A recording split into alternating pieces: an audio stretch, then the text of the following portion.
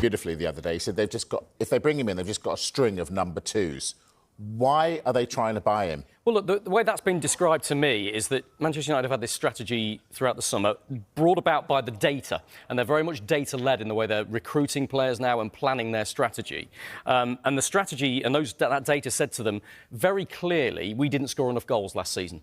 We need to score more goals. And so, because of that... We could have told them that. Well, yeah, but we'd also say they needed a midfielder and a new defender and a centre-back as well. Manchester United's bosses know they can't solve all of their imbalance in the squad and strengthen it as they would like to in one window. Yeah. So the priority was put on the attacks. Well, they spent over £200 million on 3 world-class players in that department. They think they will get them the goals.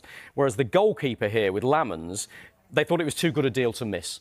They think he could be a good addition to the goalkeeping group, add competition. £17 million, they think, is a really good price for him. So it was almost opportunistic that they were going to get this one done. What we should say about this deal, though, it's not a done deal.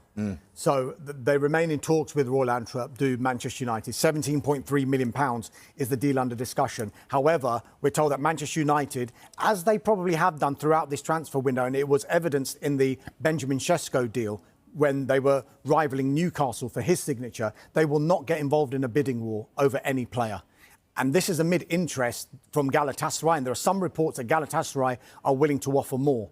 Now, Lammens... Carlos BALEBA is the solution. Are you a BALEBA? I was waiting for you to say that. You had to say it. You had to say it. I am a BALEBA. I really am. I mean, what I find fascinating is that the recruitment that Brighton do, the data-driven recruitment, how widespread their recruitment is, that they lose a player of the calibre of Moises Caicedo.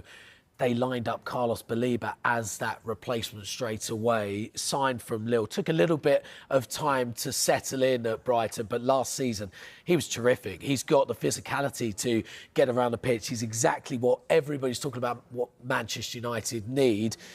Casemiro in the back end of his career. Last season, Christian Eriksen there again, back end of his career.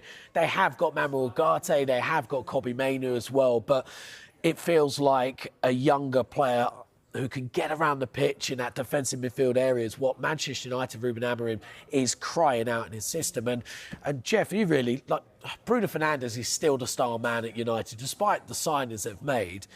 For me, if I see Carlos BALEBA in that defensive midfield spot, that frees up Fernandes more to do what Manchester United need Bruno Fernandes to do. Yeah, absolutely. I think bringing him in would be exciting because it gives Fernandes a chance then to link up with all these new players that are coming in, and it just lets him be him. Everton. Do you think that could be a good fit for both the player and the club? Yeah, I don't see why not. I was looking at the age he is now. He's younger than I had expected because he's been around so long. He's had a good career. Injuries obviously have hampered him a little bit, but if you can get him fit, he's got Premier League experience and he's still young. I think it'd be brilliant.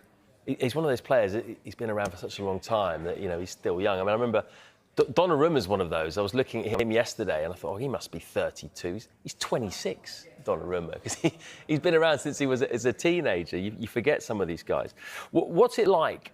As a free agent, as Dominic Calvert-Lewin is, as you are at the moment, and we're going to talk more about your next steps towards the end of the show. But what's it like, that uncertainty, not knowing where you're going to be, and then also keeping yourself fit? That's got to be quite difficult.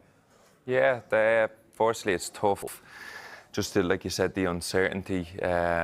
You don't know. There could be 5, 6 clubs talking to you, and then within 24 hours it goes quiet or it gets a bit busier, so it is difficult to just sort of stay calm and just think what's meant to be will be, and then the training. I know some players go in and train with the PFA, or they might have a club who they've been with for many years, and they know the coach and says come in and train, which is quite difficult because you can be sort of in the way.